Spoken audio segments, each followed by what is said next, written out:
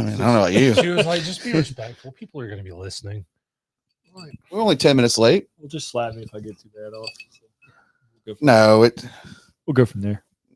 Yeah.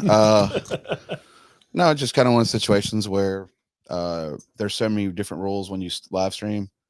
Like, can't say this, can't talk about beliefs. There's a lot of rules with social media. Makes sense. I mean, it's very, even like the first few minutes, if we go a little PG-13, it'll be a little nicer for us. But in reality, I don't care. I'm with Vancleave. Most people don't even know what the Vancleave special is. So I know what that is. Crab meat and cheese. Ooh. Can't go wrong with it. Yeah, I mean, like, come on, man. The Vancleave special is, when I ask people, because now, Vancleave is becoming so developed. It's like Latimer when I was a kid. Like, there weren't a lot of people in Latimer. Nobody Now it's full of, now Vancleave. I wonder what an acre goes for now in Vancleave. Close to 20, to be honest with you. Close to 20. I know right now there's a big push to shut down that subdivision that's going to go near Antioch and Old Fort Bayou somewhere. Oh, it's on hold right now. No, they posted today on Facebook that they're having another meeting. So I guess the developer's trying to push it back again. So you can't stop this economic system of. No, you need growth. Yeah, it's going to happen. There's no more land. No. I mean, growth helps. Not south of the interstate anyway. Got to go north. And they're even going further than Humphrey Road. Yeah, there's a development up there on Joe Bat right now. Yeah, up there by the church. It's huge. Don't tell me your address, but where are you staying at? I live on Jim Ramsey corner. Like your grandma's? Yeah, the grandma's property. Yeah. We built a house there. 18, 17. What does it feel like to see Chris Woods every day? I don't see him every day. And then, like, even though he lives next door. And you see like his cowboy jerseys. He still fights for the Cowboys, I think. Yeah, he's still a Cowboys fan. Some people can't get rid of that lost cause. Him and Chase are both still Cowboys fans. Bless them. Really? Yeah. I mean, who they got now? I mean, Chris named his kids after Cowboys players. So. Oh no, they just traded away Michael Parsons. Where'd he go? Green Bay, best defensive lineman, and now he's traded away, gone. Probably more money. Oh, absolutely. They're making crazy amount of money now, huh? Yeah, I think he's making quarterback money. Yeah, he's over $100 million deal. Well, Nathan, is this your first podcast? It is my first one. What's it like so far? We're only 1 minute in. This light's pretty bright, but other than that. Well, yeah, I mean, it kind of helps with your skin complexion. I think that's what it's for. Yeah. I could turn it down a little bit. Nah, that's good. Okay. I won't look at it. So, guys, Mr. Chad Jacquet is, or we call him Jocko, is in the house again. We were talking Katie's Jones music, her other half, which them clips are good. That was fun. And now we have Nathan Smith. He's also from Vancleave. Nathan, how'd you meet Chad? Oh, shoot. I think we were 8 or 9, somewhere around there, playing baseball together. And played baseball all the way through high school, and that was it, right? Yeah. We didn't play we didn't play college together. No. I forget. We did those fun travel balls before it was travel ball. When did you move to Vancleave? What year was that? Because you left me. Well, you can't spin that either because you spin that, it makes a bunch of noise. I did learn that on the last pod. No, definitely. I was back and forth though, because I was all the way until 4th grade at St. Martin, and then went to Vancleave in 5th grade, all the way through 8th grade, back to St. Martin in 9th grade, and then finished out 10th, 11th, 12th at Vancleave. Why'd you go back to St. Martin? Can you tell people? Have no idea. Got in trouble? No, chasing sports. That's all it was. Best opportunity to play sports. Ended up with a better baseball team though in Vancleave. You chased the wrong team back then, didn't Hey, I mean. But I mean, so guys, if you don't know where Vancleave is, it's right next to St. Martin. Now they're kind of one. I mean, when it came to the community, especially like the Latimer, Vancleave people, they all hung out together. Yeah, like we did. I mean, like I still remember when Ronnie Week's dad used to rub dry milk on his calves. This is true story. Mr. Ron took care of Ronnie. I know, but but I'm saying Vancleave because it was close. So if it guys Vancleave, if you're living in Latimer, it's actually it's closer to hang out with people if you hit Humphrey Road. So everybody just Bayou Bet was kind of our hangout. So it's kind of where Brandon Bailey would buy underage kegs for us because he had more hair than everybody. Some guy named John Smite would buy a lot of people beer too. Yeah, a lot of people. Who's this person? Nobody knows. Still to this day. Just being respectful to our parents. He's a mystery. Well, I mean, but everybody hung out with him back in the day. So he was trouble. But it's like it was so easy to go to the gas stations back then and get beverages. I had a fail-safe method. You walk in, you grab your case of beer, you walk to the counter, set 20 on the counter, and walked out. You didn't steal it, but they didn't ID either. So yeah, work like a charm. and you pay $10 more. Yeah. Well, no, I was buying. Well, you got a couple King Cobras. I think it was like too, $17.99 back then. So they got a $2 tip. I always was big in when I first started drinking. I was drinking Smirnoff. Kind of just went down the Jolly Rancher move, and then we went to. Well, that was the Zimas with the Jolly Rancher. It was Zimas. Okay. Yeah. Good calling that, Chad. All right. Well, it was Zimas with Jolly Ranchers. So that's a new. I don't know, man. I look at our generation where we were buying, gas station beer and or stealing our parents' alcohol and cigarettes and partying behind our houses. But now this new generation is like all social media. So I don't know which one's worse.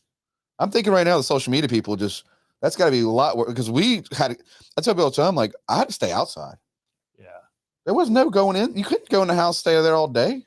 No, my mom used to lock the door. Like we would go, because she was in nursing school at the time when I was a kid. So she would literally lock the door to study. We'd come home around lunchtime. There'd be sandwiches on the porch with a napkin over top of it and a bottle of water. And then basically we had to come back when the lights came on.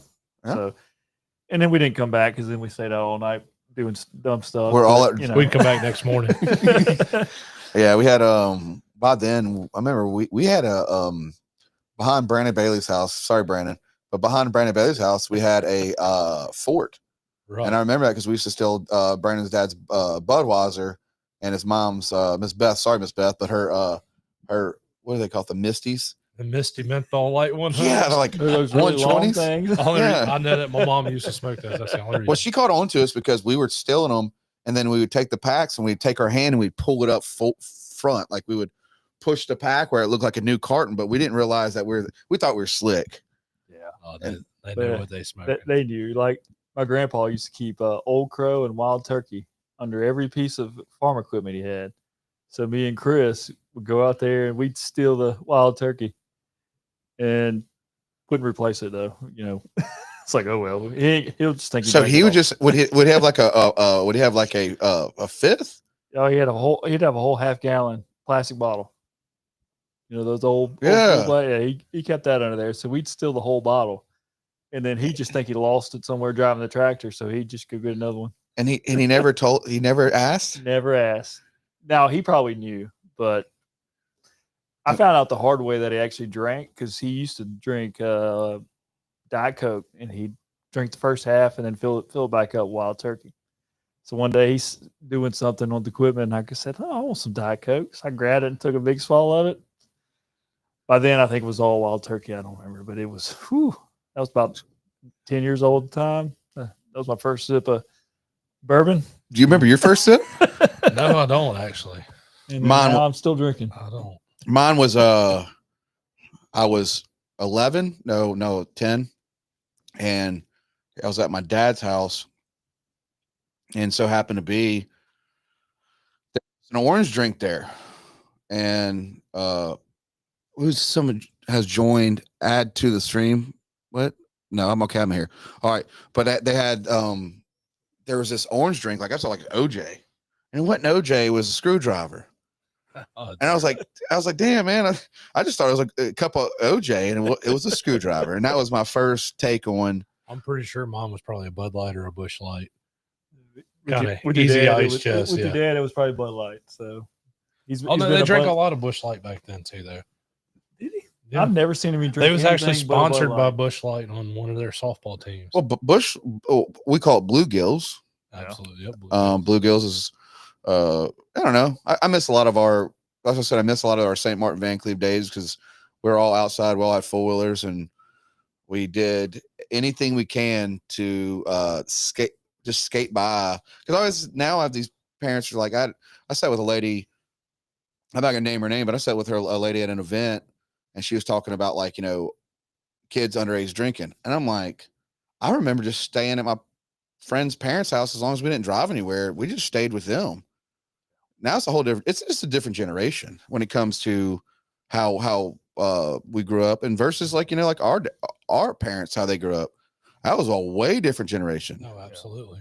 Well, I think social media changed the generations big time. I mean, you think about it now, like imagine if Snapchat existed when we were kids. Oh, that'd be wild. We'd all be in trouble. I still don't know how to work Snapchat. We'd all be canceled. Just ask the kids; they'll show you how to work it. Is that the news? I mean, you got a daughter at what? She's 15. How old's your daughter? 17. 17. 17. So, do you learn a lot from her? Not really, because I mean, we kind of grew up together on all the social media. So, I mean, the younger ones are the ones I learn it from because they're learning stuff like I'm not on as much as they are. Yeah. They're still on it every day. Like the slang still gets me. Oh, like I don't get the my slang. Daughter's 14, about to be 15 years old, and she says stuff all the time. I'm like, what? Can you give me some ideas of what she says? Oh, what was that one she said? Apparently, I am cringe. Whatever that means. Yeah. Or that's so cringe, Dad. What's that? Got? I don't know what that is. Got, which means you have a big butt. Got means a big butt.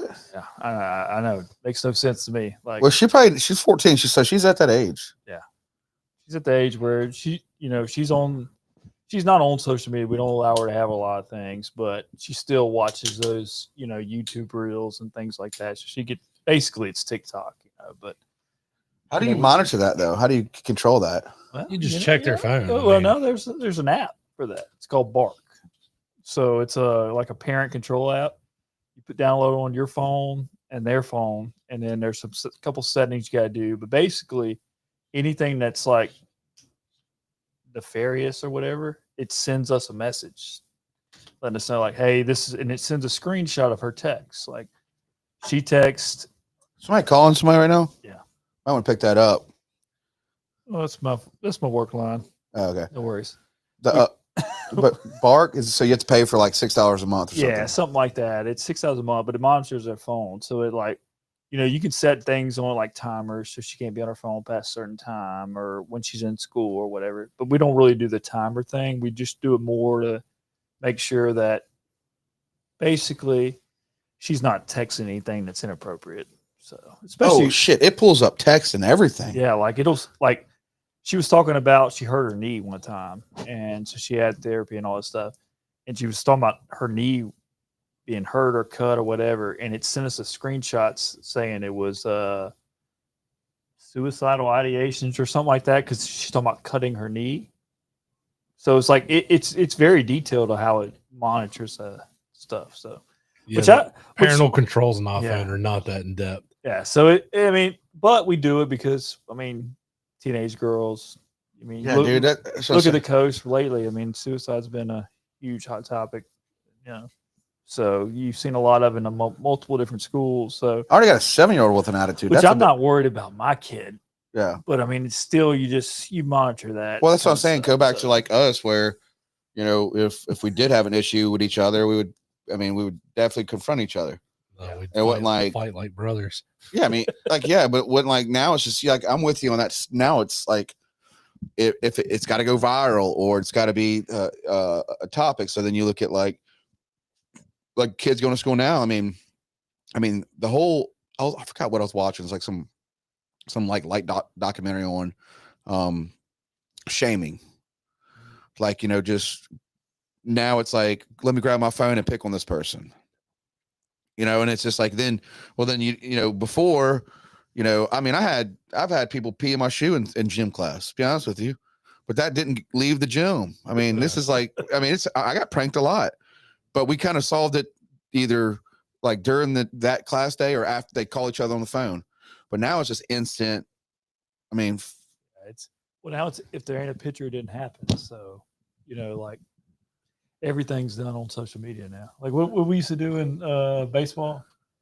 We'd prank everybody. All the freshmen got swirlies and stuff like that. So I mean, the hazing, what they call it, the hazing. But it was more of it was joking. We never took it really too far. I mean, do you see it now, like with having young daughters and stuff? Do you see it now where they go after like the followers and likes versus every day? Like, do you ever get a situation at your house where it's like, well, I got 5,000 followers? No, because we don't. Like I said, we don't let our apps really social media. So because it's just a bad. I mean, my oldest one, she had a video that technically went viral with a ton of views or whatever. But I mean, it's kind of cool when you get to be like 17, 18. You kind of like, oh, cool. I had a little dance that went viral, but it's nothing like provocative or some of the stuff you see on social media. So it's like still tasteful, but it was kind of cool that she was getting some recognition. The other ones have no idea what likes are. They think it's like, hey, somebody told me happy birthday. I got a heart on Facebook. Like, no, I'll tell you, my 5-year-old today, I was at home, just got home, was changing clothes, and we bought her this it's a camera, but it's like a little tablet, but it's small. It don't connect to the internet or send messages, but it takes videos. So she turned the video up and she set it on the bed. And she's like, hey guys, make sure you like and subscribe. I'm like, and she's not talking to anybody, but she watches these videos on YouTube and she's just like, oh, like and subscribe, because they always say that stuff. So she obviously thinks she just want to do that. She's definitely on YouTube. Yeah. Yeah. I mean, I just find it hilarious, but she doesn't know what it means. Oliver does that. Oliver does that with the insurance commercials. He's like, I'll see him go up to people and be like, because they'll just go like dad's friends. So they'll go like, hey, I mean, I see you on these commercials. Well, then he'll go. Now we're in the backseat of the car and he goes, Mom, I'm famous, ain't I? Like, it's not like he's harming anybody, but he'll just go, because people go up and be like, hey, I see you on these commercials. Because like I put him, we started our insurance agency because he was really struggling with speech. And I knew then I was just like, I told him and I said, let's just name it after our kid. And what's it going to hurt? I mean, it's just branding. I mean, it's on our trucks now. It's on our golf. It's everywhere, and it's on the commercials. But I think at the time I was just, I didn't want him to feel alone. Yeah. And that's what I've been working on. And now it's just, you see, like he does watch YouTube stuff, but I don't think I'll ever let him like have full access until it's a little older in age. Because I'll catch shit. Like I'll sit there and watch like some of these YouTube stuff for kids. And all of a sudden I blink and it's like a 35-year-old man teaching kids Legos. And I'm like, no, dude, if you're going to do anything in social media, like I would never set a channel to cater to kids. If you look at my stuff, and I think that's another reason, if you look at like how my viewership is, like I go and click no. I never want kids watching this. I never want that. And that's because this is like our thing. It's probably a good thing. Yeah. I don't want, I mean, I don't mind like for like our spot, like, our charity stuff to, come meet me and do stuff like that. But like, I don't think a grown man needs to cater to, this is just me in my head. Like we're 30. I'll be 39 September 17th. I just turned 40. Oh, we got some ice, babe. We're talking about catering to social media with like age. What would you think people at the age of 35 should cater to kids? Like when we watch YouTube on like logos and stuff like that, when we click and all of a sudden there's a grown man teaching a kid. No, I can see if like a dad's playing with his son and they're building some Legos, but yeah. Then why don't we get away with Mr. Rogers? What the hell was that about?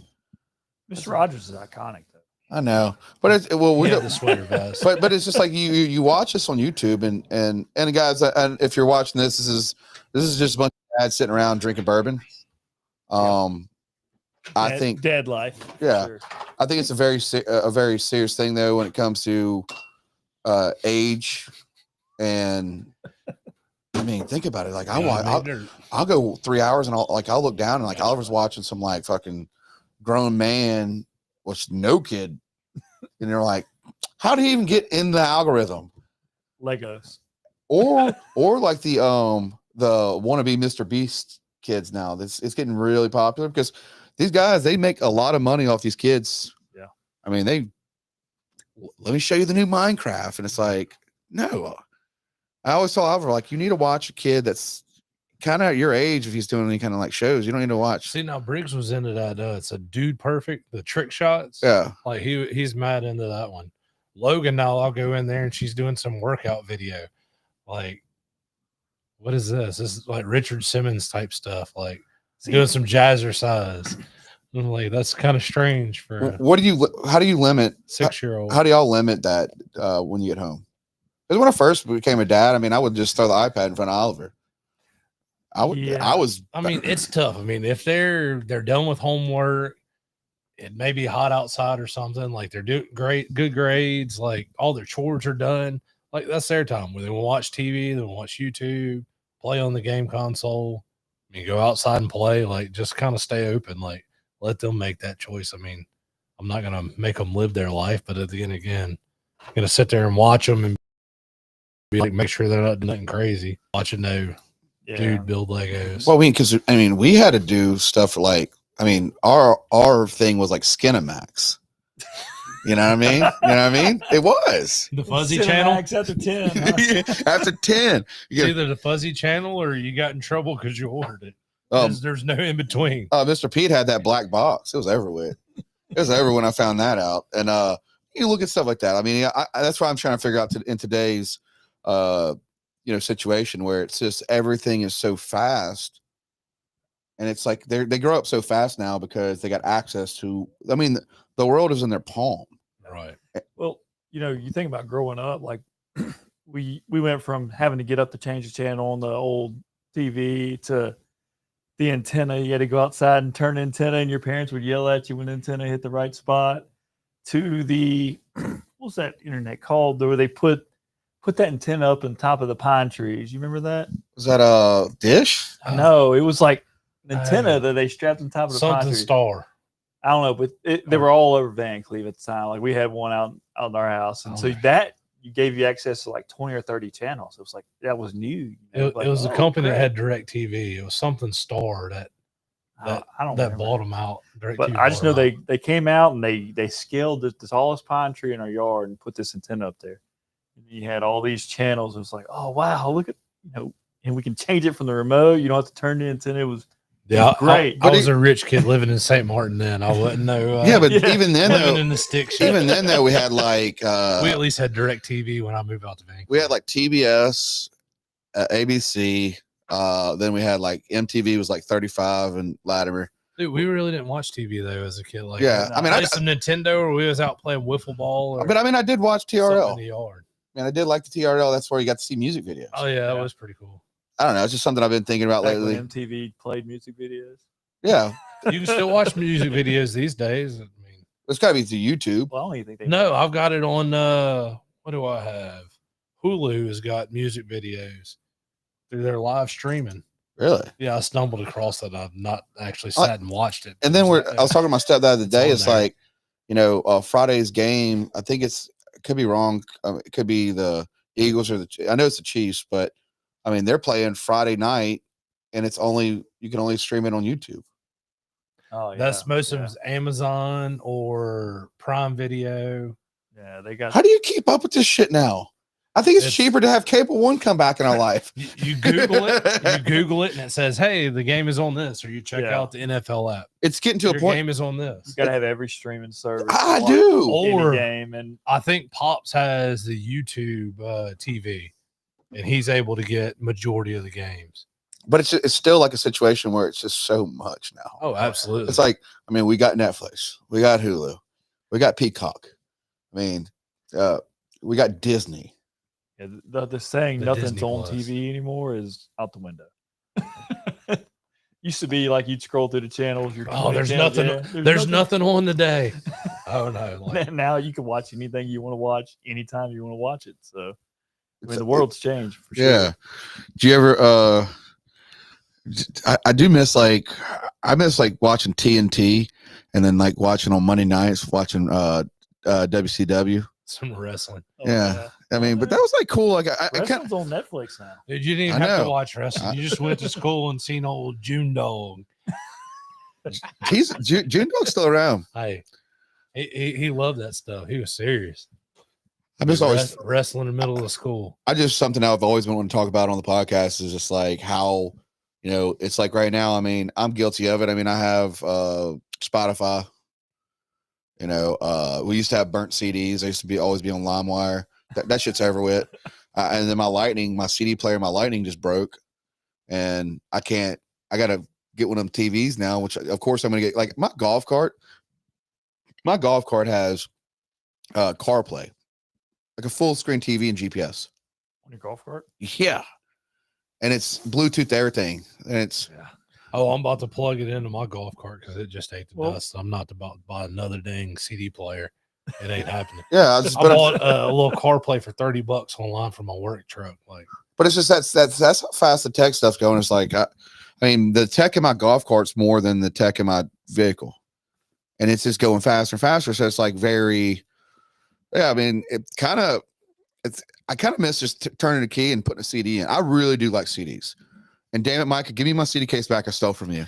Because like I mean, we had like Little White on there. Like we had like it's all burnt. And it was just like summer of 2003.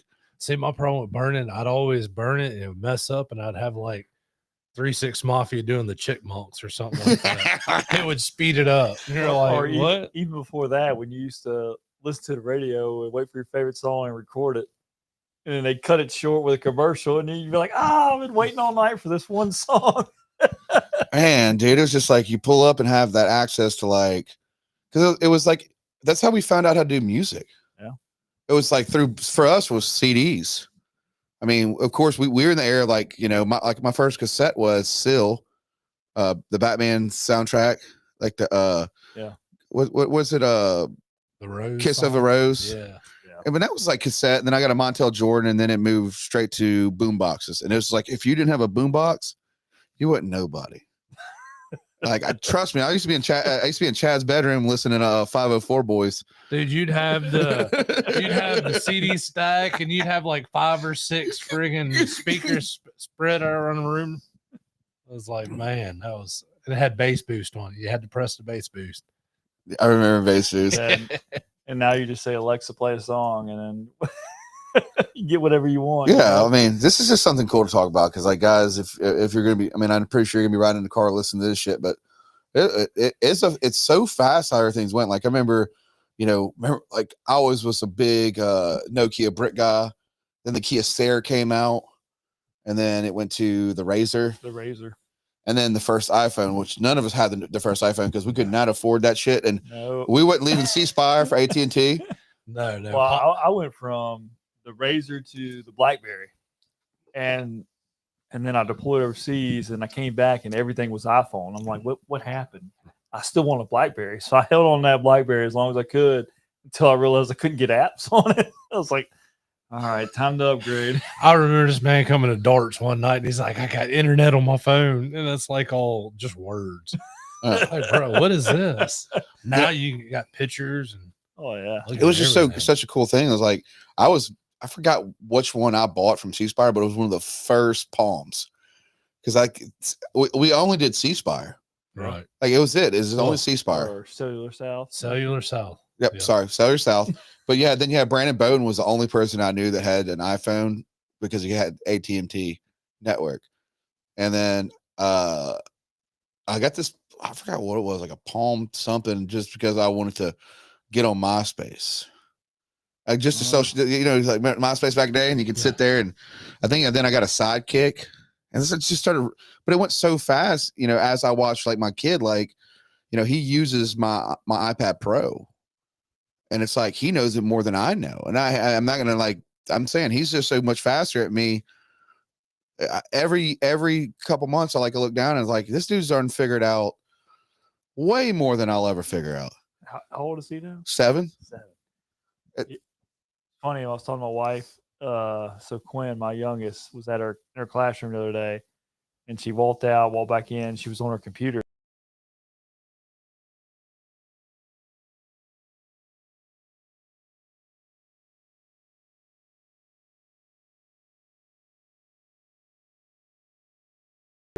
And so she got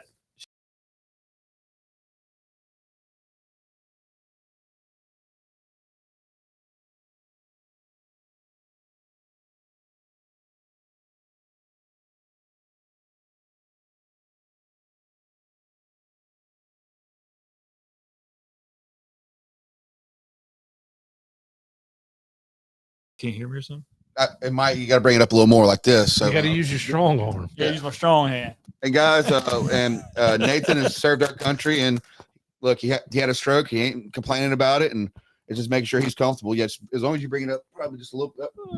Like there we go. There we go. But he's, he had a stroke, and caress it, and that shit ain't stopping him at all. So, I mean, this is a person that shows that, I mean, you're not giving up, and it's just cool to see that, you were helping me at the Crawford Festival, and you're like, get the fuck out of the way. You're like, you're carrying everything yourself. Cause I mean, you don't let that stop you at all. No, you can't let it stop you. I mean, when I had the stroke initially, like, man, I was depressed. Like, it hit me hard for about the first 3 or 4 weeks, probably. It was hard. Like, I was just like, man, I'm never going to walk again. I'm never going to do this again. And I would look at my hand, it wouldn't move at all. I'm like, shit, this sucks, And then I started doing therapy. The therapist I had was great.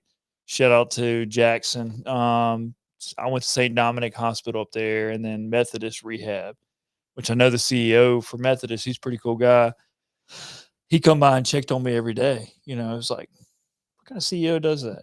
But, he just was shocked that somebody so young had a stroke and was progressing so well. But, I mean, I know therapy works. You just got to keep going to it. And most people get in that mindset where, I'm never going to walk in, so this is it, But no, I went to therapy every day for almost 2 years before I finally decided, okay, I think I'm hit my max as far as how I'm going to get in therapy. Everything else I got to do on my own. So, but yeah. When did you start? So when were you starting to, all right, so let's go into what year did you have the stroke and how that occurred? Do you remember being in that situation? Ooh. Yeah. So I think I had it in, I may be wrong. I think it was 2022. So I was, I drove to Jackson. I was working at the time for a company that it's called Maverick Health. We were running all the drive-through testing sites across the nation. So like every state we had drive-through testing sites and everything, testing people for COVID. So I drove to Jackson. We had just opened this new drive-through testing place up there at the farmers market in Jackson. So I was going up there to make sure that we had a team and stuff in place. And when I got up there that night, didn't do anything out of the normal. Just went and got some food, went to bed in the hotel, woke up next morning, couldn't move right side of my body. Like just everything was just not moving. So I immediately knew what it was from being, a medic and all that stuff. So called 911. I was like, okay, I'm having a stroke. And then they're like, where are you at? And I kept trying to tell them, but it messes your speech up. So I couldn't get the room number out of them. And I couldn't really remember what room number I was in, of course. You're in a hotel, you only been there one night. So, but anyway, they got to me, probably about 5 minutes after I made a call, which was pretty fast, and they got me to the hospital. Funny thing is I got better when I got to the hospital. Like I can move my arm, could walk again, and everything like that. I remember getting up and going to the bathroom, and then I laid back down, and all of a sudden everything went numb again or couldn't move again. And they put me in ICU, and I was there for probably a week or two.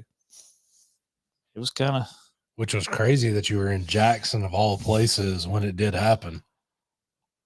Because what was the hospital? Is like a stroke capital? Yeah, St. Dominic Hospital. And then that was when I was there, they had one of the top neurosurgeons in the country training people when I was there. She was, I think her last name was Kim, Asian lady. Very good. But she took good care of me. And she's like, we got all this new trial medication to give you. So they were giving me Adderall or Ritalin, actually, first thing in the morning and before I went to bed, which is weird. Ritalin before you go to bed. But she's like, you're going to be so tired, you're going to sleep anyway. And I'd take it. But at night I would have twitches in my arm and stuff, and it would start to move better. So, I don't know. It was crazy time. You look at that situation. Were you vaccinated by then? Were you? Yeah. And so and that's the problem. Like I'm not trying to switch on that. I'm saying they're just. You got to think with the military, like y'all probably took every vaccine. Yeah. I mean, I had 22 anthrax shots. So yeah. Nobody knows what that does to you. But I had 22 of those. Never. You can't single out to one shot you had. Yeah. Would you ever say that like you being doing vaccines at a higher level? What could have been an issue? Because I mean, you were always a healthy individual.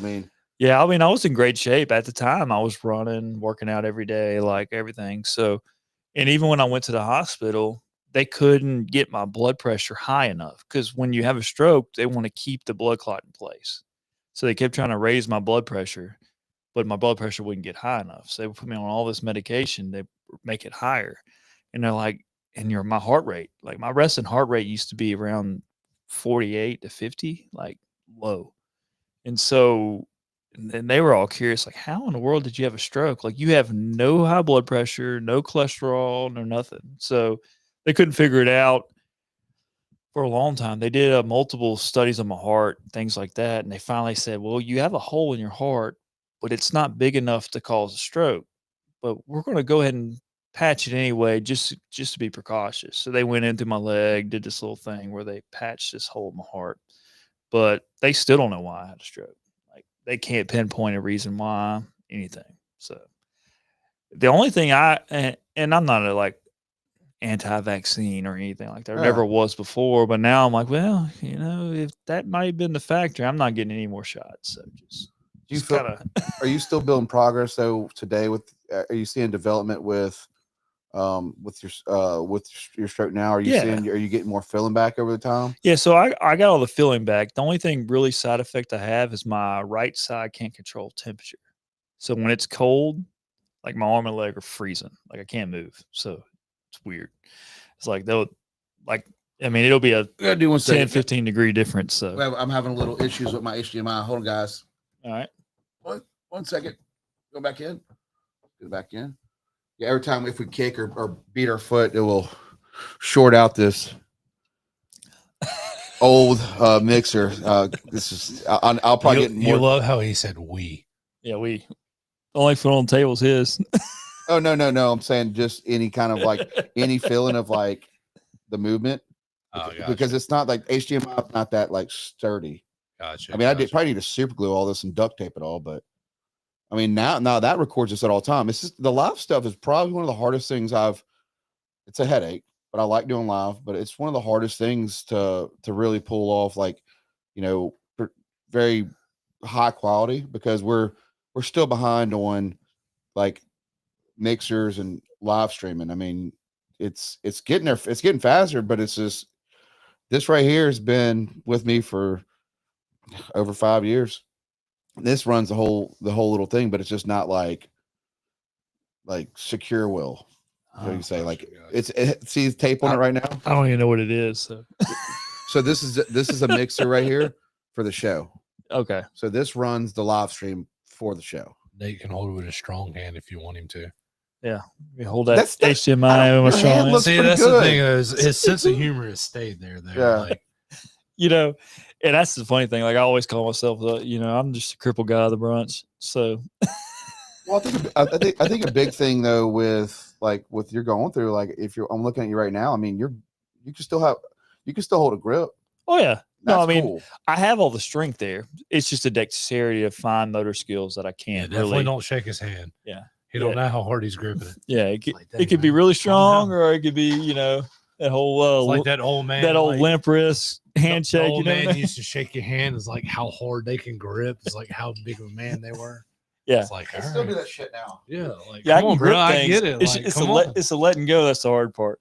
Got my baby hands. Like he's all there. They still do that shit now. Because I'm left-handed, so normally I'll shake right. How is that there? You try to shake your hand left-handed? Huh? Is that just awkward? No, I mean, I'm just trying to be respectful, knowing that there's less left-handed people. So I just always, my right hand's not dominant. So when you'll grab like an older fella, that's old school, he'll grab my hand, I can feel my knuckles popping, and I'm like, well, let me hold you by this hand. It's like, party foul. Yeah, party foul. I got more ice over here. I think the situation with like the whole what you're going through is like I'm looking at you because with me having cerebral palsy, and like it's cool to see that you're. I was watching your hand to see if you were shaking, and you're not. You don't really have that much of a shake. It's a little bit, but it's more of like if I got to think about every movement I make with the right side. It's like when I walk, I got to think about every step I take. Same thing with my hand. Like I got to think about holding something. So like we just get talking and stuff, I may forget and just drop the mic. Like, oops, I got to remember. I got to because you got to teach your other side of the brain to control this side of the body, which is not used to. So it's thinking about every movement and step is always the kicker. It's pretty impressive though, like to see how you're overcoming a lot of that. Because similar, like I said, similar with me, like with the right side of my body with my disability, it's I have to figure that I have to control that too. Every step's the similar way. I mean, because like if you miss a step and you'll trip over your legs. You're like, damn it. Oh, trust me. Or fall down flights of stairs. Oh, yeah. So was that bourbon or was that stroke? We're gonna say a combination of both, but I did leave with some gnarly bruises for that one. I fell down these stairs when I had Butler on. I mean, I just don't have I know that I can stretch more, so I do know that. But like this is the most I can move this foot. Yeah. This is it. This is this is you have to think to pull it back. Yeah. And that's how my foot is too. Like it, honestly, I wear boots every day and it actually makes walking easier, which people like, how do you wear boots having a stroke? Heavier boot. Well, it's heavier. So swinging it forward's easier. And then the heel, it already has my foot bent. And so the striking with your heel when you walk is how you normally walk, right? So striking with your heel is easier. When I wear tennis shoes, I actually trip more. I got a pair of Brooks at home, and the entire right toe is like all tore up because I mess up and like drag that foot all the time. Them legs are just wanting to run in some tennis shoes. Yeah, I know, right? I mean, and running does not happen anymore. No, but do you feel? Do you do like I said, let's see. Epsom salt baths, stuff like that. Do you try to do some of that for your pain? Yeah. And really, I don't have pain per se. I mean, I have back problems because I've had back surgery. I was from military. So my back hurts a lot, but I go to that stretch zone in Ocean Springs. I don't know if you've ever been there. I've heard of it. I go every Friday for an hour and they stretch you out. And then that's pretty good for all the old people listening. They probably need to still stretching more than there. I've ever stretched like here lately. Oh, I didn't realize stretching ain't happening. They start lifting your leg up and tell you when they say, "Hey, tell you when to stop." Well, now you have a desk job though. It's gonna get real bad. I'm telling you that computer chair is gonna. Oh, well, that was like this past year. I played in the church softball leagues. Like, hey, let's come out of retirement and play some church softball. It was going good until about like the 8th game. You mean pull you one? Some ice. You hit a ball and you got to run it out, and you see these young kids running. And you take off running and pull a hamstring or a quad. I think we had like 3 or 4 guys that was bruised up from pulled quads or pulled hamstrings. It's like, so now I'm the old guy on the team just playing pitcher and third base. I mean, I think that one of the things that I try to do every day with my condition is I just try to get out and walk for about 15-20 minutes and just warm up. I feel like I'm an old car. Because like I get up, gotta warm up. Oh, dude, if I get up sometimes, like wintertime, I get out of bed, I'll fall straight on my face, and I'm not lying. I'll fall. I feel like I'm stepping, and I'm not, and I'm like, boom. But I notice like once I get my shoes on, smoke a little bit, and then get a little music in, because I think music heals a lot when you're going through pain. So it's like get some music on, and I'm not going far. I'm just trying to warm up. That's changed a lot for me because. If you get in with cerebral palsy, if I get too stiff, I'll turn into like a log, and I fell on my face more. Like I said, Emily's lighthearted about it, but when I trip, it's a trip, dude. It's like I will flop face first. Well, I've learned that falls happen about once a month for me. So I mean, especially if you start drinking. So, I mean, obviously, you know, you drink, that all automatically inhibits your ability to do a lot of things. Well, stroke, it inhibits your ability to think about stepping. Sometimes that right foot just don't step. Yeah, that right foot just don't go. Friends become so when you trip over something, it's like you stumble and catch yourself. No, not for me. If I trip over something, I'm going down. Or you trip over nothing. Yeah, or nothing. Yeah. Do you feel like, like you said, you were depressed because you couldn't move, and which that's understandable because with me, I was born into it.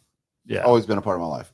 But like for you to go from like serving our country, being healthy, running, playing ball with Chad, being an athlete that goes and plays college ball and does all these high level things, to like all of a sudden, and it's your dominant hand. Yeah, and it's just like, what made you want to go back to work?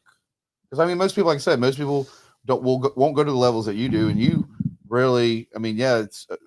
Chad fucks with you and all your friends. Like everybody has a good time. Everybody. His brother's the worst though. I'm handy capable, so okay. Handy capable. His brother has absolutely had the worst hate on him. We had my wedding, and he was like, "Hey, Nathan's going first. We're gonna put some chalk on your toe, and we're all gonna follow you because we know where you're going because you're gonna drag your foot the entire way up to the altar." We all just looked at Ethan and we were like, "Bruh." Like, that was funny, but that was totally messed up. Like, but I mean, he'll come back and get him with. If you don't have a sense of humor about it, like, it's life, man. Like, things happen. Like but that's how we were growing up. Like, talking about you weren't hating on each other. But my thing is, like, your family. You got employees that care about you. You got you got a whole life. So it's like, what made you get up out of that bed and go, you know what, fuck it, I'm going back to work? Well, one, bills, obviously, because you used to live in a lifestyle making a certain amount of money. You go down to not making that. It's like, okay, what do I do next? Well, when I was with the company, I was vice president of operations. So, like, I was making decent money, and pretty good money, to be honest. But that company was great, 6 figures.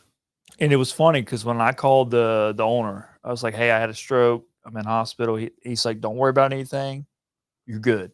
And they paid me the entire time I was recovering, which was amazing. But I knew, like, once I got at home and stuff, I was like, I can't keep doing this job. Like, there's no way. Like, I'm not physically capable to do this job anymore. So I was traveling all over, setting up to all these, locations. So I was like, all right, what can I do outside of that?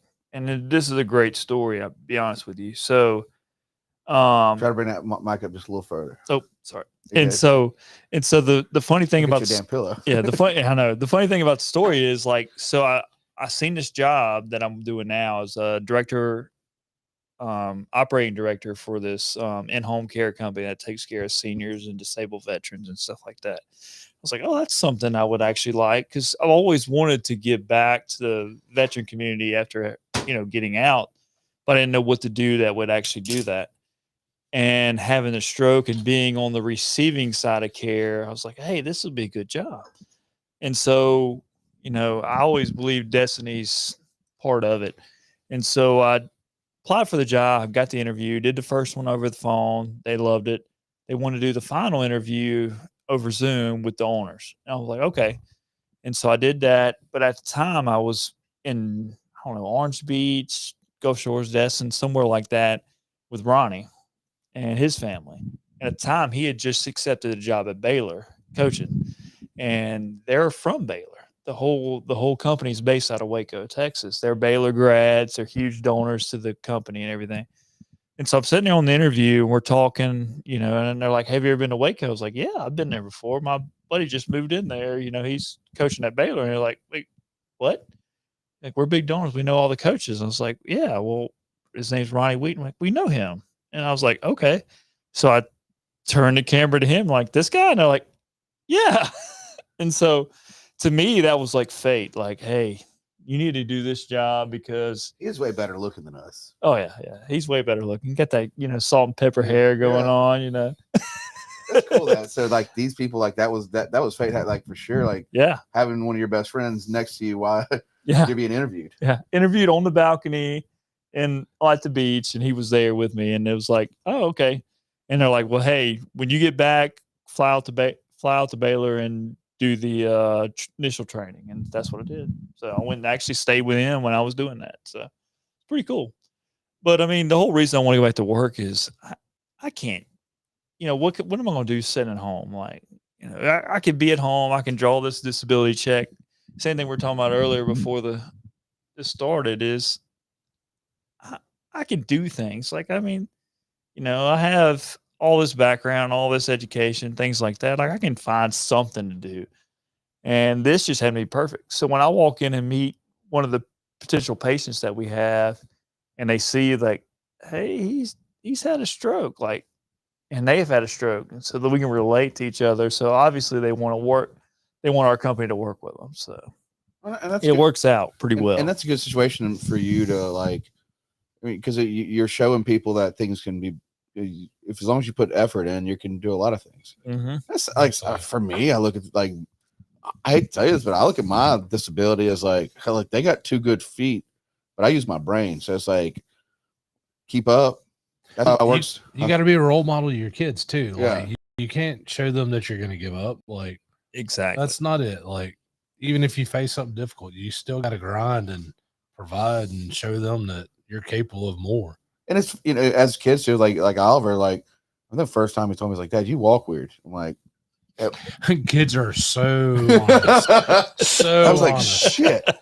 Like, oh my goodness. But honest? it's a situation where, yeah, man. I mean, like I'd always, always think, there's, I don't know if I'm gonna be alive tomorrow. Ain't no fucking way I'm not gonna continue to live my life. Yeah. Like I just left, like we just, me and my stepdad just went downtown Oak Springs, and we were listening to some old 80s jams.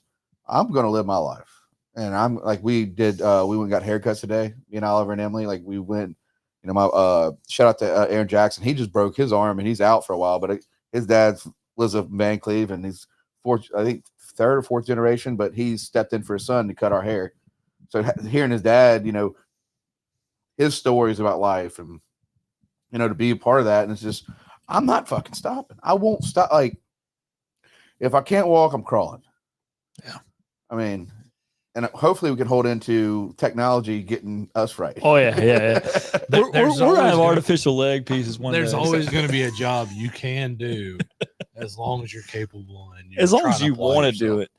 And I think my stroke was, it was a wake up call for me especially, but I think it was a wake up call for all my friends too. Like a lot of them realized like, oh, we're getting older. Like, oh, absolutely. Shit happens. Like I know, Chad, especially Chad was one of them. My brother, Ronnie, like they were all calling to check on me every day. It's like, hey, I mean, just riding up there because we had to go up there and get his truck and drive it back, and like to see him up there in the hospital, it's like, man, this shit's real. Like, yeah, it can happen to any of us. I mean, hell, you were what, 35 at the time, something like I think that. It was 36. 36, yeah. So I mean, that's awfully young. 03. 03, yeah. 03, greatest baseball team of all time, Vancleave. 03. Yeah. The Vancleave Bulldogs, studs. Okay. If you're tuning in, guys, and you're talking about, we're just, people always want to, hey, look, hell, I've done it several times, and we've all done it. Is push things on the back burner and makes excuses, but in reality, like you can have a setback. It's more of a mental push of like, you got what it takes to get up every day, and for you, family, and like say, fuck this shit, and you probably work harder than you ever worked. That's the truth. well, I don't know. Like it's a little higher than the Greer's days. Yeah, I mean, worked at Greer's, bagging groceries one time. No, but I'm saying going after. Got some good deal on some beer though. Okay. Yeah, that ID makes sense. There was no ID there. Hey, that was the 20 on the counter. Walk out. You can't ID if you're not still in there. We went. I went to a situation where I was sitting there. I think there were only 2 times that I've had like some nerve stuff because they cut into me in the early 90s, and I was having like There's two times that I went paralyzed for a day. And I remember I was probably at Ryan Bowden's mom's house, 16, 17. And then at my aunt's house when I was probably 8, 9. And that's some scary ass fucking shit. Like I'm telling you, like I had some headache in the back of my head. Because I mean they cut into me a lot as a kid. So I mean there's a lot of nerve issues that I can't, no matter what we do. I mean, when you start cutting into something that you can't understand, it's probably not their fault that did it to me. I was a kid. But I'm telling you, one of the scariest fucking things I've ever went through was being paralyzed and not having feeling and not being able to move my neck. And it's like that shit I'm telling you, I had to call my mom. My mom had to pick me up out of a bathtub. Like I couldn't move. I had to I couldn't feel anything. I was fucking, to this day I still think about it because like there was time I couldn't even like do this. I couldn't even move my eyes were about as far as I get. And there's everybody around you. So with me telling you that, like that had been really tough for you sitting in the hospital bed, like knowing that you needed help to go take a piss or function. And what was worse is, like you said, you had your family around you. Like it was COVID. I had nobody around me.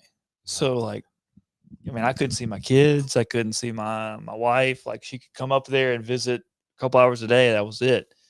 And so laying there with your own thoughts by yourself, like that's the worst. And I'll tell you, like in ICU, like I'm laying there, I'm like, all right, I'm fine. I can't move half my body. I'm okay. But I'm in neuro ICU. So there's all these other people with these neuro injuries and stuff. And I'll never forget this. Like I'm laying there trying to sleep, right? And there's this lady next to me. I don't know what was wrong with her, what happened, but she was screaming all night. And I guess she had either dementia or something like that. But she's screaming like, "Get me out of here. They're trying to kill me." Does it sound like the Happy Gilmore lady? Yeah. Meester. Yeah, exactly like that. And you thought somebody was killing her. And nobody was in the room with her. And I was like, well, at least I'm not that bad off. It could be worse. And then I got to rehab and I'm in there and there's this guy, young guy, probably 23, 24 years old, and he had been shot in the head. So this is Jackson. So of course, there's all kinds of issues up there, but he'd been shot in the head, through the forehead, out the back of his head. This guy is walking, talking just fine. But they had all this stuff bandaged up. I'm like, how in the hell do I get this little grain-sized clot in my brain? I can't move half my body. He gets shot in the head, through one side out the other, and he's walking just fine. And the therapist looked at me and said, "Hey, this is his third time being here. He's going to go out and get shot again. You're going to go out and you're going to make a difference." I was like, okay. That kind of picked my spirits up a little bit. Like, because I was all like comparing myself to other people. And I was like, you can't compare yourself to everybody else. You just got to do what you can. There's a lot of people that do that. Yeah. I mean, I'm guilty of it. Imposter syndrome is a real thing. Yeah. And poor Kristen putting up with your grumpy ass. She's a saint for putting up I'll give a shout out to my wife. Like, we've been through a lot. Like, but that was a tough time. We've been together. We've been together since high school. Went through college together. Broke up. Got back together. All that. Everybody does that thing. She was my best friend first. Yeah. Chad claims her first. But I married her, so sorry, bud. But but I tell you, like she's been through 2 deployments with me. Like me being gone for years, at like months at a time. Do you battle with PTSD? I did for a while. I don't think it's as bad now, but I take medication, of course, like everybody other veteran does. I don't really deal with PTSD as much as I'd say, but I think it's all relative to your background. So what you went through growing up and what you got as a family support system. Like PTSD is a real thing. A lot of people suffer from it. I have a lot of friends. I've had some commit suicide. Like, I've been that's military. Your first time back over here, you were definitely, you can tell you were a different person. Like it was. I just had Chris Powell on the podcast. He owns was it I'm gonna jack this up. Tactical. Is it 3M Tactical? It's in Gulfport. It's CM Tactical. Yeah. And he battles with it every day because he's like, he came on a podcast like a month ago, and he was just like, they just put me on these medications. Like every 2 weeks, they're changing my dose. I'm like, fuck. So you're like a lab rat. Yeah. The thing with the VA, like if you go to the VA, like I quit going to therapy because I would get on my call to do my therapy session. It'd be a different therapist every single time. I'm like, so then you had to start all over, tell all the stories again so they understand what you're going through. And it's like, I'm not doing this anymore. This is stupid. Like, it's hard enough to tell a story one time. I think yeah, 10 times. Like PTSD is all relevant to the person and what their background is. Like, right. You take a guy from Vancleave that's growing up like we grew up. I mean, we all grew up the same. So, our way of processing things is a whole lot different than you taking a guy from the city like Atlanta or New York or Chicago. I don't know. The shit y'all went through was definitely hard for anybody, though. I mean, yeah, it's hard. I mean, it's hard to see that type of things, especially being a medic. Like, you're the guy that dealt with the aftermath of everything. So, yeah, you have a lot of issues. Like, the sight of blood still, brings back memories. But I mean, I don't think about those issues. I think about the good times more than I do the bad. Like, I got a lot of veteran friends that I still talk to. One from Maine, one from Tennessee, Texas. Like, we talk all the time, and we've all been through the same thing. So we share same experiences, but, PTSD hasn't really affected the way we perform our lives. Like, all three of us are very successful. We do things, like we need to do things. But I mean, when you don't think about the bad, you think about, like, everybody's like, what's a deployment like? I'm like, hey, it's hanging out with your 30 best friends because you've been through some shit together. Right. Hanging out with your 30 best friends shooting shit. Like literally, like not shooting the shit, but shooting shit. And that's the best way to explain it. But, like, hey, we get to go blow up shit. We did that as kids. Yeah. Like, I mean, well, we're getting paid to do this. I know. As kids, we used to make me and my little brother, who's already. Are you the one that's talking about the one that sat at the wedding? Yes, the lines? So, which he was special forces too. So he did the deployment, and he's a little badass too. So I'll never forget the day I'm in Iraq. He calls me, like, I call home. I'm like, hey, how's everything going? Mom's like, your little brother's joining the army. I'm like, oh, put him on the phone. I want to talk to him. He's like, hey, I'm joining. I was like, don't do it. It sucks. And he's like, no, I'm still doing it anyway. I was like, all right, what are you going to do? He said, I'm going to be an EOD tech. It's like, so the guy that puts on a suit and disable bombs, like, that's stupid. Don't do that. You're going to die. And he's like, all right, well, I'm going to do it anyway. So I didn't get to call home for probably a month or two. When I call home, I'm like, hey, so did you join? He's like, yeah, I joined. I'm an 18 X-ray. I'm looking around like, I've never heard. I know what 18 series is. That's Special Forces. But what the hell is X-ray? It's Special Forces candidate. And I'm like, buddy, you ain't going to make it. You got to go through basic, airborne, air assault, and then 18 months of Special Forces training. Like, you're not going to make it. And then 2 years later, we're at his graduation, and he's graduating from Special Forces. I'm like, shit. Like, so, Special Forces in the military is like these badass guys. Like, they don't have to shave. They don't have to wear hats. They don't do whatever. I'm like, it's like you can do it you want to. And I made a decision at that point. I'm like, well, you know what? I'm not going to go through that shit because I know I can't do it. Like, I'm already beat and broken by this point, and as sure as hell ain't going to have somebody tell me to do push-ups for no reason. So I'm like, I'll be an officer. Like, I'll just outrank him. You went officer? Yeah, so I went officer school. And so I wound up commissioning as officer and everything. And so that was my way of like, I can't do what you did, but I'm going to one up you and I'm going to be an officer. And so I did. And now he's a recruiter for the National Guard. And he just made E8 probably less than a year ago. So I'm pretty proud of him. His quota in like 2 months. Yeah. It's like, well, he recruits from, he used to recruit from Vancleave, East Central, George County, like, the kids that still want to join the military and stuff. But now he's over some recruiting team in Jackson. But he'd be a good guy to have on. E8? Yeah, E8. So, yeah, Master Sergeant. My favorite story with him is the paratrooping. And he got his parachute just like it wouldn't come apart from him. He hit the ground and it drug him like 2 miles down a dirt road. Just kept pulling him. It was like, there wasn't nothing I can do. Just dragging along. Like, dude, you're the Special Forces badass, and you're getting dragged along by a parachute.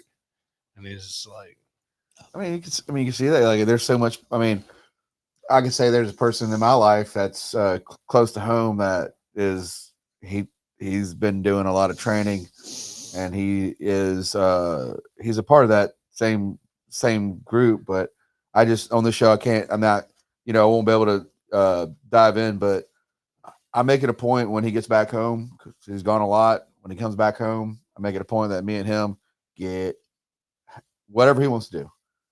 We'll sit on the damn roof, whatever it takes, because he deserves it. Yeah. And so I've been able to get really close with this person.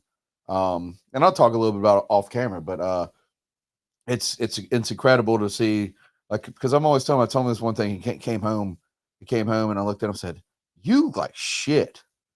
And he's like, starts smiling. He goes, "Yeah." I said, "That's cool." And then he hands me some crazy medal that he got. And he's like, "You don't know what this is, do you?" I was like, "No." He's like, and then he told me, I'm like, "Holy shit." He's like, but he was like, he loved the fact that I was like, "Dude, I can hear some Modelo." I was like, "You look shit. Like, just go and live." And it's just, you can see how much people don't realize, like, with the military, there's so many different levels of military. It's all about, we talk freedom, but the ones that actually serve, it comes at a cost. I mean, the whole time they're around there serving in all different forms of the military. I mean, it's a different world. I mean, just being gone from home is that's gotta suck. Taxing enough. Yeah, like my first deployment was 12 months. So like I was gone Iraq for 12 months. My second deployment was actually longer, which you wouldn't think it would be, but the train up before the deployment, we were gone the whole time. And that wound up being like 15, 16 months between the time I left home and actually got home. And it was funny, like I closed we built our house when I was gone. So I hadn't left the States yet. So which actually is free land. Yeah. I hadn't left the States yet. I actually signed the closing of our mortgage on the hood of the mortgage lady's car at Camp Shelby in Mississippi before I flew out the next day to El Paso. So it was like, it's just crazy. Military life's crazy. Like you just never know where you're going to be or what you're going to do. And, like I give my brother props. Like, he went through a lot of shit basically. And he tried to get out. He tried to leave the military, which was a funny story. So he joined Gulfport PD, which I was like, all right, you're going to be a cop. He's like, yeah, I mean, it relates to what I did overseas. It's like, no, it doesn't. You're not going to make it. Like, don't be a cop. Well, after about 6 months, he wasn't a cop anymore. He's like, no, I can't do this anymore. Can you find me a job in National Guard? And I'm like, well, I know the sergeant major for the recruiting. I said, that's probably the only way you're going to get hired in. So I called this guy. I was like, hey, look, my little brother wants to be a recruiter. He's like, who's your little brother? I was like, well, he's SF in the Army. He's like, all this stuff. He's like, well, can he pass the PT test? I was like, I'm pretty sure he can. And so according to him, my little brother, he went up there to take a PT test and he did his push-ups and he did like 80 in 2 minutes. And the guy's like, you don't have to do the rest. We know you're good. And they signed him up and hooked him up the next day. Well, he still runs his like mile and like some crazy times. Like, dude, I think he's probably the same as the person I'm talking about group, but they're fucking psychos. All right, let's just be honest. They're the best people in this world. Yeah, and I would bet my whole family's life on this one person. Try going hunting with this guy. Like you're walking to a spot and you're like 2 days walking. And it's like, bro, it feels like we're walking forever. Me and Nathan's like, hey, we'll stop right here. You can keep going. We'll find somewhere. So most people have this little person in the back of your head that says, I'm tired. Stop running. Absolutely not. I think that person died or don't exist for him. Like he will run till he dies. Like I don't understand it. Like it just blows my mind. Like you've been running before. Like you get tired and you're like, oh, okay, I'm done. I'm gonna start walking. Another 10 more minutes and I'm done. I can't do this anymore. No, like we shot a deer after he was there, and like I ended up in my underwear and my boots because I'm dying. And he's like that trip to the Delta. Yeah, and he's acting like nothing's wrong. And I'm like, dude, I'm about to pass out. Like I can't breathe. Like I've got nothing but boots and underwear left on. Yeah. Everything else is in my book bag. Big shout out to those people. He's just dragging it they're along. just they're wired differently. They're a different breed. 100%. And that's why I was like, I started really understanding. Well, we had Moises on. He's an accountant in Long Beach. Epensol, but he was one of the in his crew when they pulled everything out, all the equipment, they pulled everything out, and they left a lot of the people that work for the military, kind of like the informants. Him and his friends, they got together and they're a retired unit. They got together and was getting these people out. Like they were spending their own money going to like Italy and going to other places to like, and I was like, what does it feel like? It's like, I mean, we're used to it. It's like, everybody thinks there's like street lights. I remember telling me, it's like, there's no street lights. We move at night. We don't move in the day. Yeah. And they took their money and like, I was like, man, I thought it was I thought it was like some Star Wars movie, but in reality, it really was. They found the informant list when everybody pulled out all that equipment. They started going out to people that actually helped our country. Yeah. And I actually got to FaceTime one of the guys. Was like, hey, come get us. Like, they're sitting on the couch over there and going, when you coming to get us? When you coming to get us? And I'm like, that fucked me up. I'll be honest with you. That was like, because I got to see it, and it's super nice family. And it's like, they're going door to door. They're going door to door. They got your information. And that dude and his friends, it was one of the most incredible podcasts for me, was they took their own money, went and paid off the Taliban. They went and would take these families back over here, and they told them not to, and they still did it because they're like, fuck, we're a unit. You ain't telling us that. The units are different. You can't control a unit, and especially if there's a mission. Good fucking luck, dude. They're not gonna. That brotherhood is a different world. It's honestly, everybody always asks me what's it like being out of the military? I'm like, do you miss it? And I'm like, every damn day. Like, I don't miss the shitty parts. I miss the people.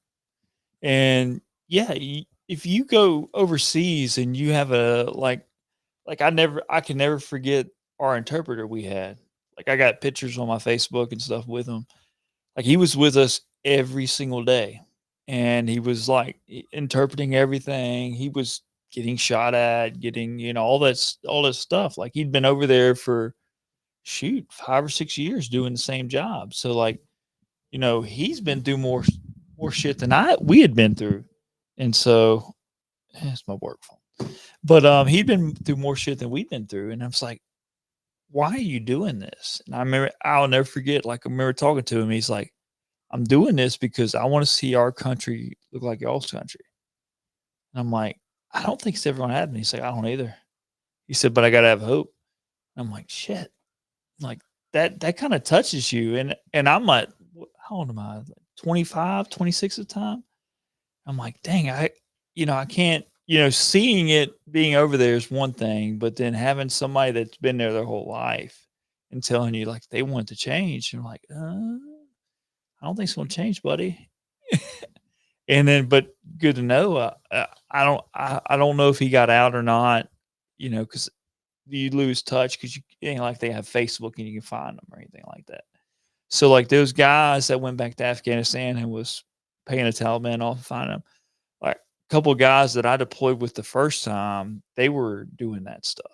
Like they got out and it wasn't just this group. It's oh no, there was probably about 100, 200 plus military members that were going over there and rescuing the people that they served with. And there's no lights.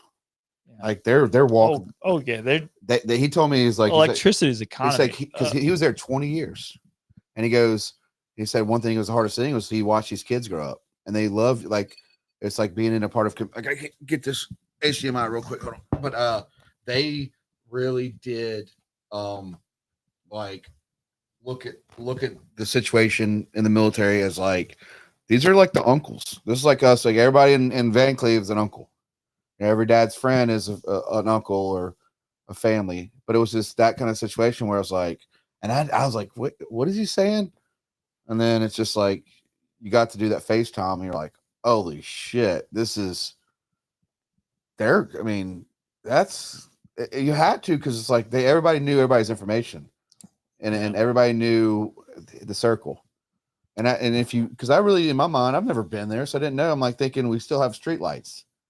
There's no street lights. There's no nothing. I'd imagine it's wild over there. I mean, I've heard y'all talk about like never shake the guy's hand, a certain hand or whatever. Or, don't eat in certain foods, and like using the bathroom is crazy over there. Like, my biggest wake up call over there, just to figure out how they live compared to us, is going to the market.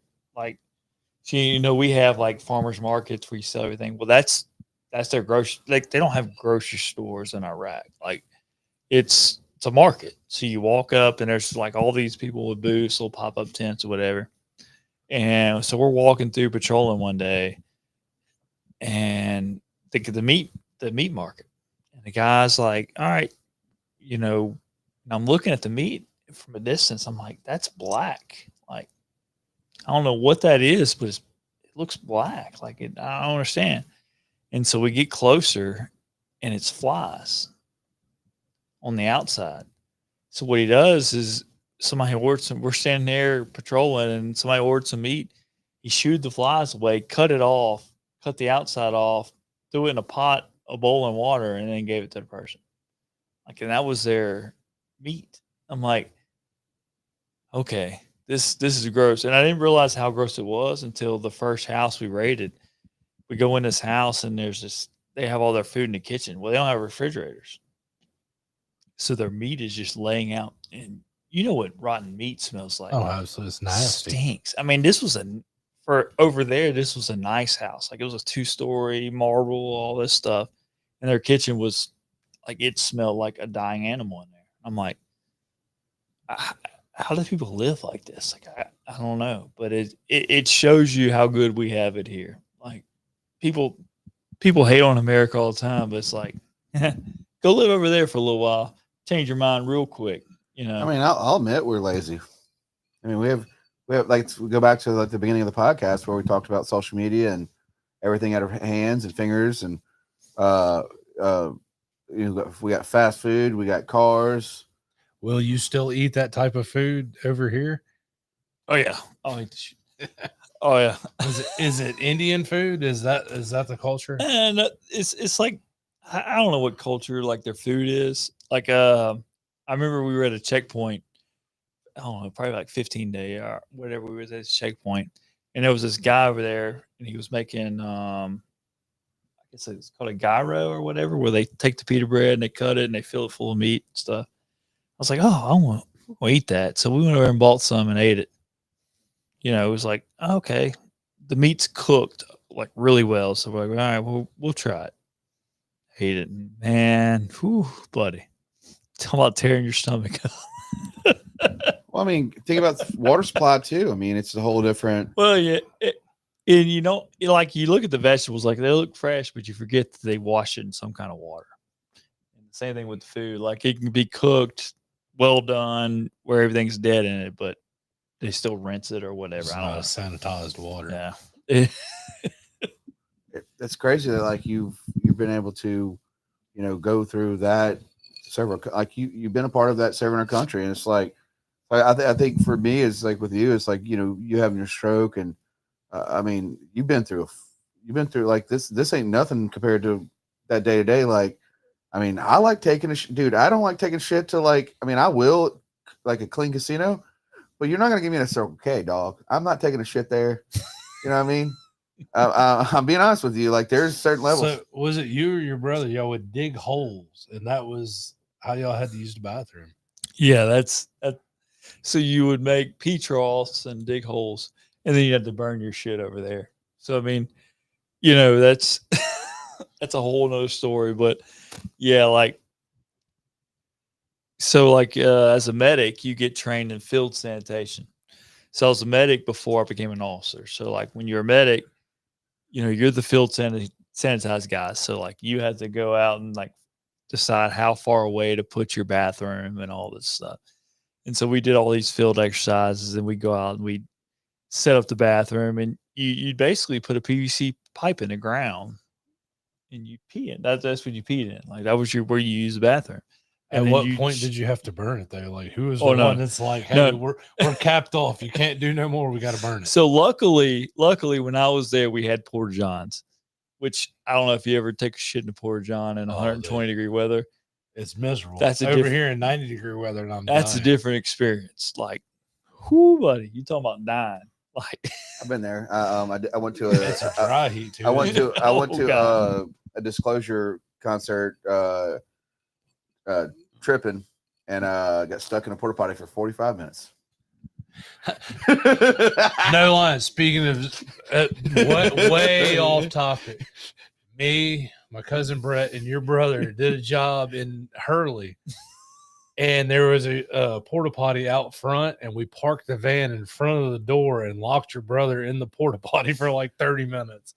Best thing ever. It was amazing. So that's fucking. And he was stuck. It was like, no, you can't do nothing. I stuck myself in there, but I was not. I mean, not the heat, but yeah, it's like, dude, it's miserable. Like if it's hot, like you're sweating. Like that's terrible. I still can't figure out how you get stuck in here. You can't get out. No, the door was unlocked. I'm still stuck. So you just how much have you drank? How much have you I drank? was like, what's going on? It's like, what's going on? No, I was actually trapped in a bathroom. So it's pretty straightforward. Like the doors at your feet. But on the way I was living, it was. Look, if you're going to learn anything about doing a podcast, is be your damn self. Like, this is true. Like, can I just say this real quick? But we were talking, people want to start these podcasts and they're like, but they don't want to share personal stuff. They don't want, they want to like kind of hide the personal stuff. But in reality, we're all fucking human. Like we all go through fights with our girls, our kids, our life. We get up every day. We have imposter syndrome. There's so much that goes on to mental health. And it's just like, I want people to know, like, if you're going to start a podcast, don't start a podcast and like try to script it. You're not going to get anywhere. The audience already understands. Yeah. Scripted. Yeah. But most podcasts are scripted. Well, put it this way. I mean, you got me and Chad on this thing. If you tried to script it, that just wouldn't work because we'd forget it halfway through and we'd go off the script. I can't even remember what I ate for breakfast, which I don't eat breakfast, but even if I did, couldn't tell you what I ate. So, I mean, there ain't no way I'll remember a script. Well, but a lot, like if you look at the situation when it comes to people like trying to do a show is, it's like, I'm going to tell you a little bit, but I'm not going to tell you all of it. Oh, no. It's like, Jesus, I mean, just go and do it, man. Have fun. No filter. So funny story about porta johns. Going back to it. So we're in Iraq, and I'm working at the aid station at night because I'm over there helping. They were short on people, and the fob we were at over there got rocketed every night, like almost every single day. When you say rocketed, like they shoot RPGs. No, they shoot like these big what they call I can't think of the name of it, but they'd shoot rockets at us from like a distance, because I don't know who designed this fob, like whoever designed this base, but we were like down below. And so from the road, everywhere else you can see us. And so it was stupid planning by somebody in the military, of course. But, we get rocketed. Like, so probably every other night they'd shoot rockets at us, 2 or 3. Now, halftime, they didn't know where they were going. They were just putting them up on these like racks. A black cat. Yeah. Okay. Yeah. You like shoot a ball rocket. You kind of aim it in the right direction, but you didn't know where it was going.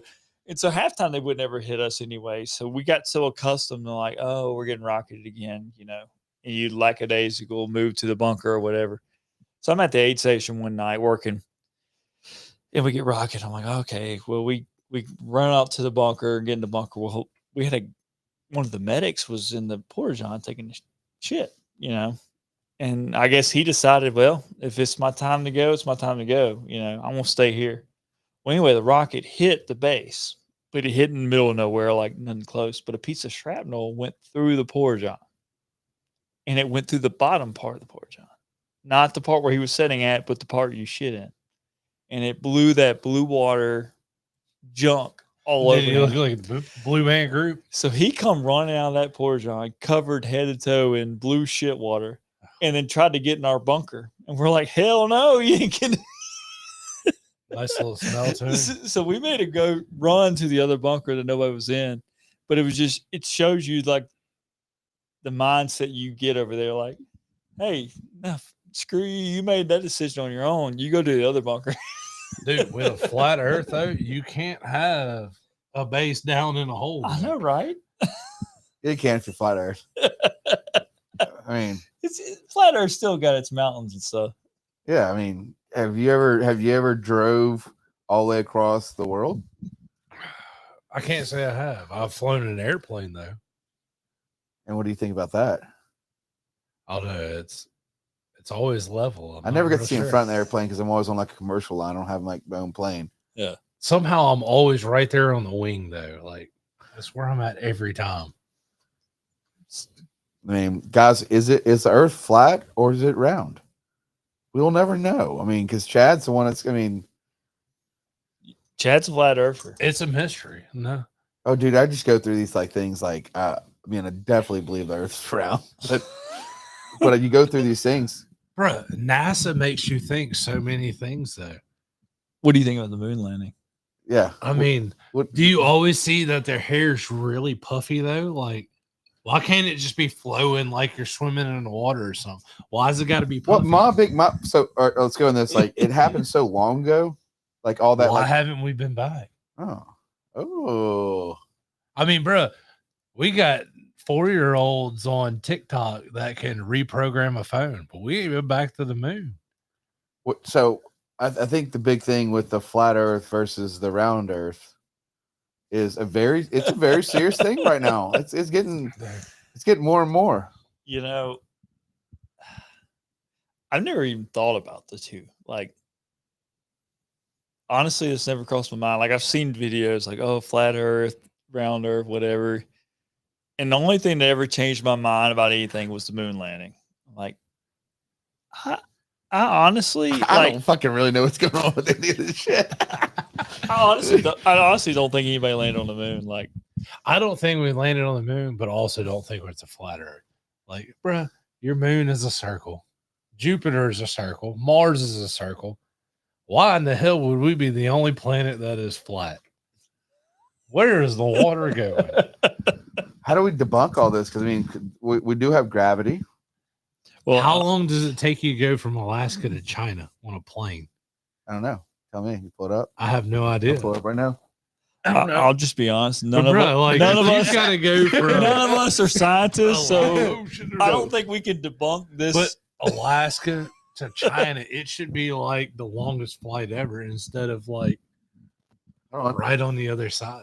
Yeah, hold on. I just want to know, Chad, why'd you vote for Kamala Harris? Like, can you give us a good reason? And this is gonna be on, guys. This is gonna come down for part 2. And she beat Trump in a round of 9 in golf, and I was like, she's the man for the job. Yeah. And guys, stay tuned. We'll be back with the Vancleave finest. I've had a great time on the show with y'all. It's just hilarious. It's been fun. And guys, check out the Pink Dress Run. Sign up. We got free mammograms. You got any family don't have insurance? Sign up for the run. Let's get into it, and let's go from there. And Nathan Smith and Chad Jacquet or Jacko, whatever we call. Yours truly.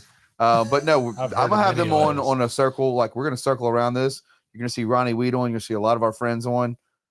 This is just, I enjoy this because these are people I grew up with. That this is just a fucking banter, fun podcast, and it has been amazing. And if you need to reach out to like Nathan or Chad, like I said, always reach out to them. But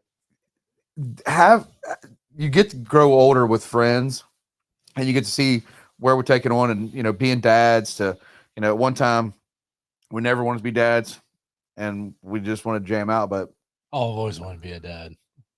Cool little shits. But dad to 5? Oh, that was never in the plans. Like, what the hell? Guys, we love you. We love you. He's got like 10 kids. Talk to you soon.